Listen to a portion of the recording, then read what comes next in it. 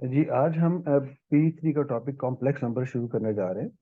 ये कैम्ब्रिज का 9709 code paper 3 topic है कॉम्प्लेक्स नंबर। इस कॉन्सेप्ट को समझाने के लिए, कॉम्प्लेक्स नंबर को समझाने के लिए हम एक एग्जांपल से स्टार्ट करते हैं। सो एक्स के plus X plus one equals to zero. If you try to solve this equation, तो इसमें जब क्वाड्रेटिक फॉर्मूला लगाएंगे x equals to minus B plus minus B के minus four A C over two A, तो ये O levels का formula जो है क्वाड्रेटिक इक्वेशन को सॉल्व करने का। तो इसमें आप देखो, तो जब हम इसको सॉल्व कर रहे हैं तो आपके पास सॉल्व करते करते स्क्वायर रूट के अंदर -3 आ गया। तो आज से पहले जब स्क्वायर रूट के अंदर -3 आता था तो हम कहते थे रूट्स आर नॉट रियल। ऐसे रूट्स जिनमें स्क्वायर रूट के अंदर माइनस आ जाए, ऐसे रूट्स को बोलते हैं कॉम्प्लेक्स रूट्स। यहाँ पर एक चीज लिख रहा हूँ, एक इंट्रोड्यूस कर रहा हूँ कि रूट -1 जो है वो आयोटा के बराबर होता है। इस पे हम यूज करते हैं आयोटा। अगर हम -1 स्क्वायर रूट को आयोटा कह देते हैं, तो अब देखो ये जो हमारा आंसर था, जिसको हम पहले कहते थे नॉट रियल, अब इसकी एक नई फॉर्म बनाई जा सकती है। वो इस तरीके से कि -√3 का मतलब है -1 रूट मल्टीप्लाई बाय √3। ये यहाँ पर एक छोटी सी, आप इसको डिटेल देख सकते हो कि अगर रूट ए भी है तो उसको हम लिख सकते हैं root of a into root of b. तो -√3 को हम लिख सकते हैं -1 मल्टीप्लाई बाय √3। तो यहाँ से आप देखो, तो ये जो -1 स्क्वायर रूट है, अभी यहाँ पर जो हमने इंट्रोड्यूस किया, दैट इज आयोटा। तो उसको हम जब आई से रिप्लेस करेंगे तो एक हमारे पास आंसर आ गया -1 plus minus iota √3 whole divide by 2। इसको फर्दर अगर हम एलसीएम को ब्रेक करें तो ये हमारे पास आंसर्स आ जाएंगे। तो ये दो आंसर्स हमारे आ गए क्वाड्रेटिक इक्वेशन के, जो टॉप पे लिखी हुई है एक्स के प्लस एक्स प्लस वन। और ये हमारे पास दो आंसर्स हैं। ये दो आंसर्स हमारे कहलाते हैं कॉम्प्लेक्स रूट्स। तो यहाँ से एक इंट्रोड्यूस किया जा सकता है कि फॉर्मेट ऑफ कॉम्प्लेक्स नंबर। तो कॉम्प्लेक्स नंबर का फॉर्मेट होता है ए प्लस आयोटा बी। आयोटा जो है वो -1 अंडर रूट है, रूट के अंदर, स्क्वायर रूट के अंदर -1।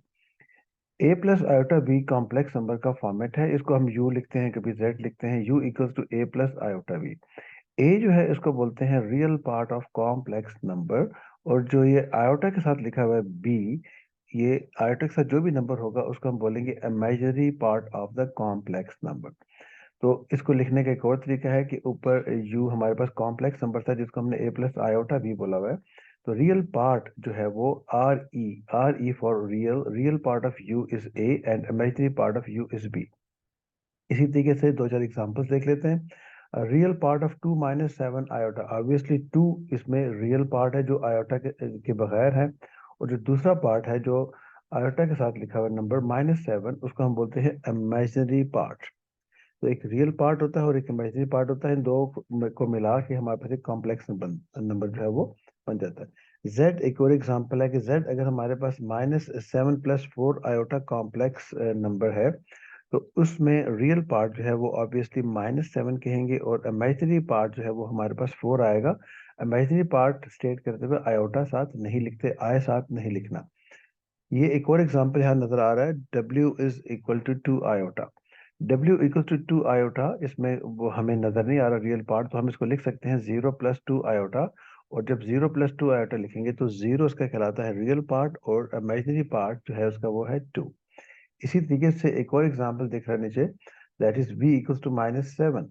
इफ v इक्वल्स टू -7, तो इसमें है तो ये रियल नंबर, लेकिन अगर हम इसको कॉम्प्लेक्स नंबर के पॉइंट ऑफ व्यू से देखना चाह रहे हैं तो आ जाएगा -7 + 0 आयोटा, क्योंकि जीरो किसी भी चीज से मल्टीप्लाई होकर जीरो बना देता है।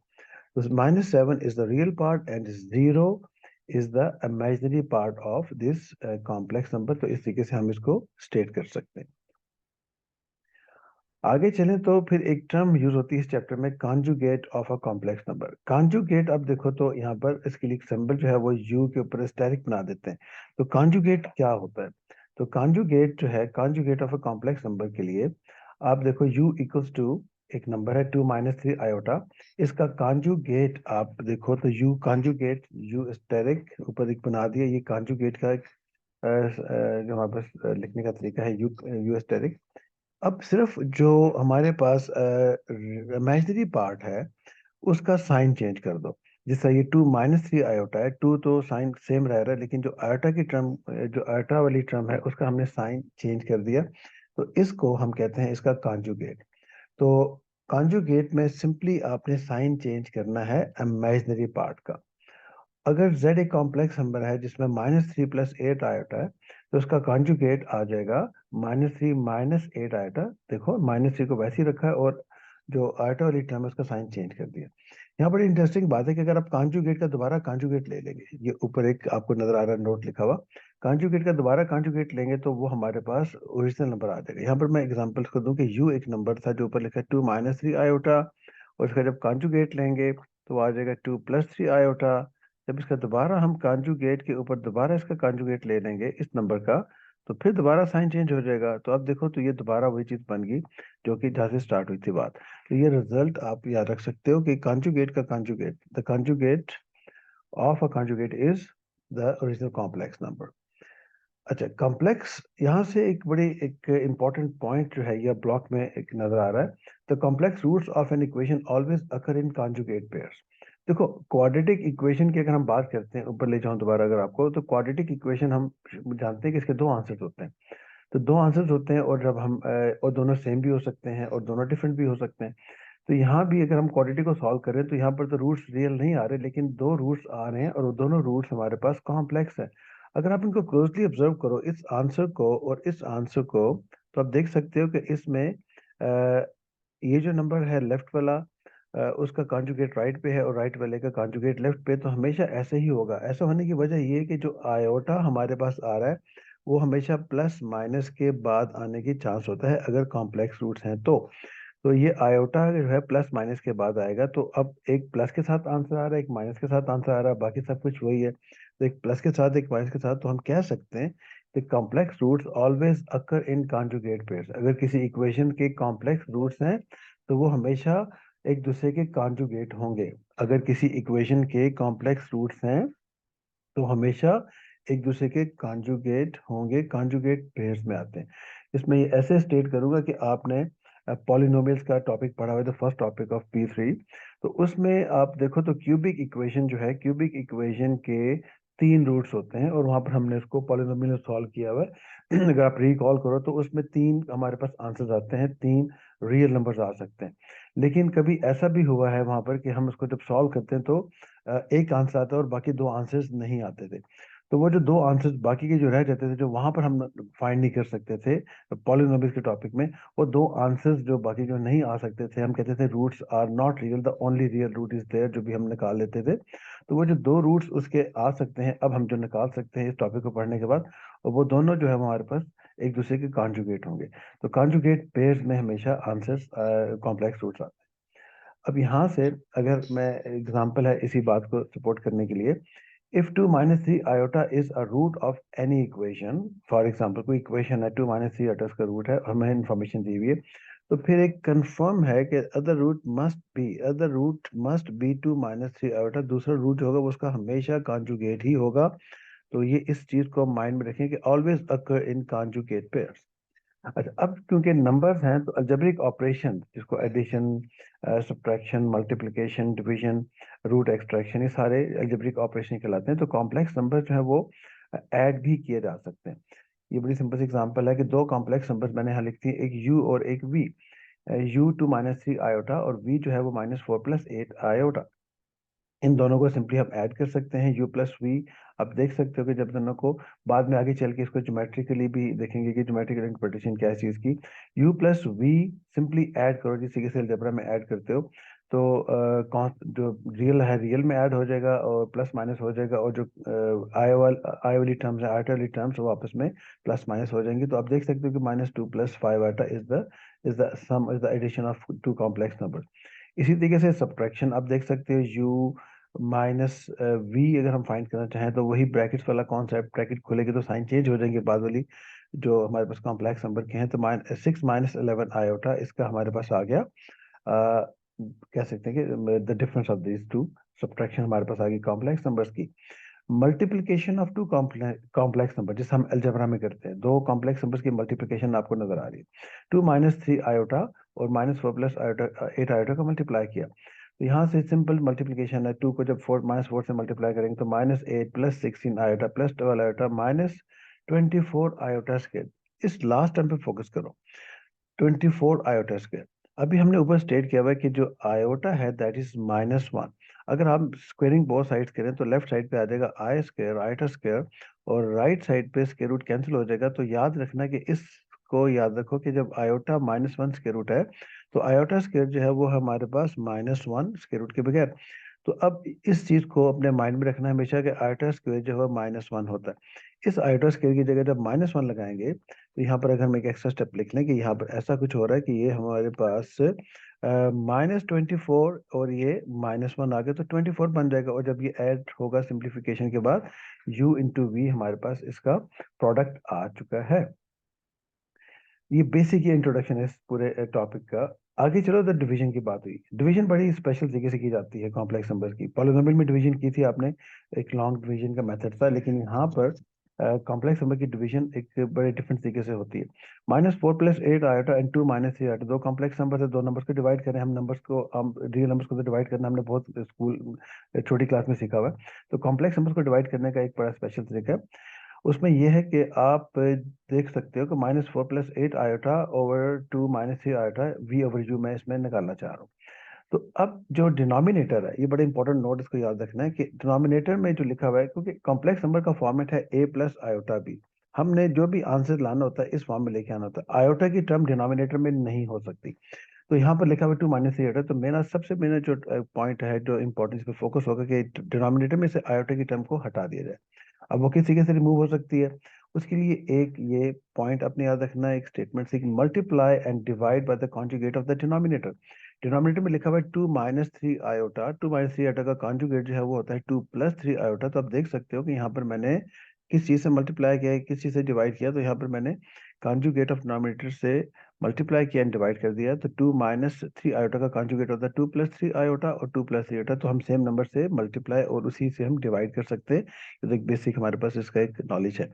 नेक्स्ट, अब जब ऐसी सिचुएशन बन गई तो ऊपर दो ब्रैकेट से मल्टीप्लाई हो रही है, नीचे भी दो ब्रैकेट मल्टीप्लाई हो रही है। तो ऊपर जो है दो ब्रैकेट से मल्टीप्लाई हो रही है तो ऑफ मल्टीप्लिकेशन आप देख सकते हो कि -8 - 12 आयोटा + 16 आयोटा, और लास्ट टू टर्म से मल्टीप्लाई होगी तो ये हमारे पास आ जाएगा 8 iota multiply by 3 iota is 24 iota square. और फिर हम जानते हैं कि आयोटा स्क्वायर इज -1, तो वो बाद में अगले स्टेप में रिप्लेस कर सकते हैं। और ये देख सकते हो कि ये जो 24 आयोटा स्क्वायर है ये नेक्स्ट बन चुका है -24, because plus into minus minus हो जाएगा। अच्छा, डिनोमिनेटर में भी आप मल्टीप्लिकेशन कर सकते हो, लेकिन डिनोमिनेटर में बड़ा एक स्पेशल अरेंजमेंट आ रहा है, एक फार्मूला जो आप जानते हो, बेसिक फार्मूला, थर्ड आइडेंटिटी बोलते हैं आप उसको, a + b a - b। तो ये लिखा हुआ ऊपर, तो नीचे कुछ इस किस्म का फॉर्मेट आ रहा है, a + b and a - b, तो उसको हम लिखते हैं a² - b²। तो देख सकते हो नीचे कि वही बात बन रही है कि 2 - 3 आयोटा 2 + 3 आयोटा, तो टर्म्स दोनों सेम है, एक प्लस और एक माइनस वाली ब्रैकेट है। तो हम इसको बजाय कि हम मल्टीप्लाई करें, वो भी कर सकते हैं कि जिस के ऊपर हमने मल्टीप्लाई किया। तो 2² - 3 आयोटा स्क्वायर। तो अब आयोटा स्क्वायर आ गया, 3 3 9, और iota power 2 is iota square, और आयोटा स्क्वायर फिर हम जानते हैं -1, तो ये माइनस माइनस प्लस होके नीचे 13 आ जाएगा। और इस कॉम्प्लेक्स नंबर को हमने इस तरीके से फिर -32 + 4 आयोटा ओवर 13, और इस फॉर्मेट में लाने के लिए कि a + आयोटा b, तो हम एलसीएम को ब्रेक कर सकते हैं, -32 ओवर 13 + 4 ओवर 13 आयोटा। ये हमारे पास बेसिक जो ऑपरेशन है, एडिशन, सब्ट्रैक्शन, मल्टीप्लिकेशन और डिवीजन हमारे पास आ गए। अब एक और जो ऑपरेशन है that is the square root of a complex number.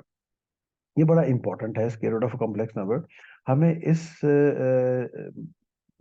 24 - 10 iota जो है इसका स्क्वायर रूट फाइंड करना, और स्क्वायर रूट नीचे आपको लिखा नजर आ रहा है स्क्वायर रूट सिंबल में, 24 - 10 आयोटा, ऊपर एक स्क्वायर रूट सिंबल है, is equal to question mark. अब ऊपर आप देख के आया कि जी हमने मल्टीप्लिकेशन, डिवीजन, सब्ट्रैक्शन, एडिशन में जो भी काम किया, तो इवेंचुअली हमारा जो एंड हो रहा है एक कॉम्प्लेक्स नंबर में हो रहा है, ठीक है ना। हमेशा कॉम्प्लेक्स नंबर हमारे पास एडिशन, सब्ट्रैक्शन, मल्टीप्लिकेशन के बाद आ रहा है। तो याद रखना कि इसमें भी जो आंसर आएगा वो किस किस्म का होना चाहिए, इसका आंसर होना चाहिए a + iota b, where a and b are real number. सारी बात है, a और b हमारे पास कोई नंबर्स आएंगे, आयोटा हमने यहाँ पर लिखा हुआ राइट साइड पे। तो इसका आंसर जो है 24 - 10 आयोटा अंडर रूट का, वो आता है a + आयोटा b। अब ए और बी मेरा टारगेट है कि अब ये जो वर्किंग है बेसिक अलजेब्रा है, इसमें ए और बी, जब ए और बी आ जाएंगे तो हमारा आंसर इसका आ जाएगा। तो अब देखो इसमें ए और बी ढूंढने के लिए क्या प्लानिंग चल रही है मेरी। ए और बी ढूंढने के लिए सबसे पहला काम ये कीजिए, आप स्क्वेयरिंग बोथ साइड्स करो। जब स्क्वेयरिंग बोथ साइड्स करेंगे तो लेफ्ट साइड पे स्क्वायर रूट हट जाएगा और राइट साइड पे होल स्क्वायर आ जाएगा। बड़ी बेसिक सा ऑपरेशन है ये। And then 24 minus 10 iota left पे रहेगा, राइट साइड पे ब्रैकेट आगे विद पावर 2, इसमें सेकंड या इसमें फर्स्ट आइडेंटिटी लग गई। तो ए स्क्वायर प्लस, अब इसमें देख सकते हो कि फर्स्ट क्या है और सेकंड क्या है। फर्स्ट इसमें है ए और सेकंड है not just B but iota B, तो A square plus 2ab plus B square, basic जो हम आइडेंटिटी है वो हम लगा रहे हैं। लेकिन इसमें आयोटा बीच में आ गया और आयोटा स्क्वायर एक जगह पर बन जाएगा, और आयोटा स्क्वायर जो है वो हम पढ़ के आए हैं कि दैट इज -1। तो ये हमारे पास माइनस बी स्क्वायर बन जाएगा। फिर आपने क्या करना है कि इसमें रीअरेंज करो, आयोटा के बगैर मीन्स द रियल टर्म्स को साथ साथ लिखो और इमेजिनरी टर्म जो है वो सेकंड प्लेस पे लिख दो। फिर एक बेसिक सा ऑपरेशन है, जो हम दो साइड्स आती हैं तो हम कंपेयरिंग करते हैं। तो कंपेयरिंग हम पहले भी काफी दफा कर चुके हैं पॉलिनोमियल्स के अंदर भी। तो कंपेयरिंग इसमें लिखते हैं comparing real and imaginary parts. Left side पे जो रियल है वो है 24, राइट साइड पे जो रियल मींस विदाउट आयोटा है वो ए स्क्वायर माइनस बी स्क्वायर, और imaginary on the left hand side is -10। Iota लिखने की जरूरत नहीं है, और वहां पर है 2ab। तो जब मैंने कंपेयरिंग किया तो देखो ये इक्वेशन, पहली इक्वेशन बन गई 24 equals to a square minus b square, और सेकंड बन गई -10 इक्वल्स टू 2ab, जो सिंप्लीफाई होके फर्दर डिवाइड बाई 2 करेंगे तो -5 इक्वल्स टू ab आ गया। अब ये तो बड़ा बेसिक सा काम है P1 का हमारा, बेसिक अलजेब्रा कि इन दोनों को सॉल्व करके ए और बी निकाल दें। तो देख सकते हो कि हमने सेकंड इक्वेशन को चूज किया, वहां से बी को सब्जेक्ट हमने करने के बाद सब्स्टिट्यूशन मेथड में इसमें यूज कर रहा हूँ। सेकंड इक्वेशन में से बी जो है वो निकाल के हमने फर्स्ट में लगा दिया। और एक बड़ी बेसिक सी वर्किंग है जिसमें आप एक चीज एक्सपीरियंस करने जा रहे हो कि यहाँ पर जब हम इसको सिंप्लीफाई करते जा रहे हैं और तरीके से प्रॉपर तरीके से इसको अलजबरा अप्लाई करना है, मल्टीप्लाई बाय द एलसीएम, तो यहाँ पर एक हमारे पास इक्वेशन बन गई जो कि पावर 4 के साथ है, और ये हमारा P1 का एक बेसिक सा एक कॉन्सेप्ट था कि इसको सॉल्व कैसे करते हैं। उसके लिए आपने ए स्क्वायर को इक्वल्स टू यू कह दिया, उसका नया इसका वेरिएबल चेंज कर दिया। तो जब स्क्वेयरिंग बोथ साइड्स करेंगे तो ये आपको बिल्कुल एकदम से याद आ गया होगा कि ये काम मैंने बहुत किया हुआ। A power 4 equals to U square, कोई हमारा क्वाड्रेटिक्स के टॉपिक के अंदर था। तो उसमें अब देखो तो इस इक्वेशन का जो है वो स्ट्रक्चर चेंज हो गया, वेरिएबल चेंज हो गया। अब ए पावर 4 की जगह यू स्क्वायर लिख दिया, ए स्क्वायर की जगह हमने यू लिख दिया, और ये एक इक्वेशन बन गई। असल में तो हमने ए और बी ढूंढना था, हमारा टारगेट तो ए और बी है, लेकिन इक्वेशन ऐसी बन गई जो पावर 4 वाली है। इसकी हैंडलिंग के लिए हमने एक वेरिएबल को चेंज करके और यू के दो आंसर्स निकाल लिए। यू के दो आंसर हमारे पास आ गए 25 एंड -1। अब यू हमने किसे कहा था, ए स्क्वायर, और ये आपको बिल्कुल आपने रिकॉल कर लिया होगा इस वर्किंग को। तो ये हमारे पास आ गया ए के दो आंसर प्लस -5, और यहाँ से ए का आंसर आ रहा है -1। तो हम इसको ऑब्वियसली रिजेक्ट कर देंगे क्योंकि मुझे ए चाहिए और मुझे बी चाहिए, और ए का आंसर और बी का आंसर आयोटा के बगैर आएगा, तो just reject this part. A square equals to -1, और यहाँ से इससे हम कंटिन्यू करते हैं। हमारे पास दो आंसर्स आ चुके हैं ए के। तो a इक्वल्स टू 5 और a इक्वल्स टू -5, जब अब वही सब्स्टिट्यूशन मेथड है, जब a इक्वल्स टू 5 होगा, क्योंकि हमने u से फिर दोबारा a में लाजमी कन्वर्ट करना है, और a ही हमारा टारगेट है मेन। तो a इक्वल्स टू 5 पे b is coming as -1, simple. और ये वो चीज़ है जो हमें चाहिए थी, a plus iota b। a की जगह a लगा दिया, b की जगह हमने लगा दिया 1, तो ये हमारे पास एक कॉम्प्लेक्स बन गया। आंसर आ गया इसका a प्लस आयोटा b का 5 माइनस आयोटा।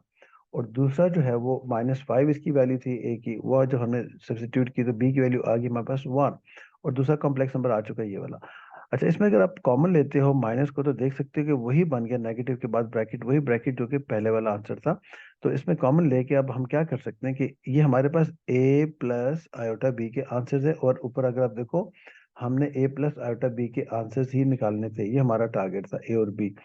ठीक है ना, ए बी आ चुके हैं। तो अब 24 माइनस 10 आयोटा का स्क्वायर रूट जो हमारा मेन क्वेश्चन था, अब वो आंसर हम लिखने की पोजीशन में है। So 24 minus 10 iota is a plus iota b, हमने यहाँ से बात स्टार्ट की थी। ए और बी मेरे पास आ चुके हैं, और बल्कि आंसर ए प्लस बी के मैंने यहाँ पर लिख दिए, ए प्लस आयोटा बी के। तो प्लस माइनस ये हमारे पास तो इसके जो है वो 2 के रूट्स आ गए इसके हमारे पास 24 माइनस 10 आयोटा के।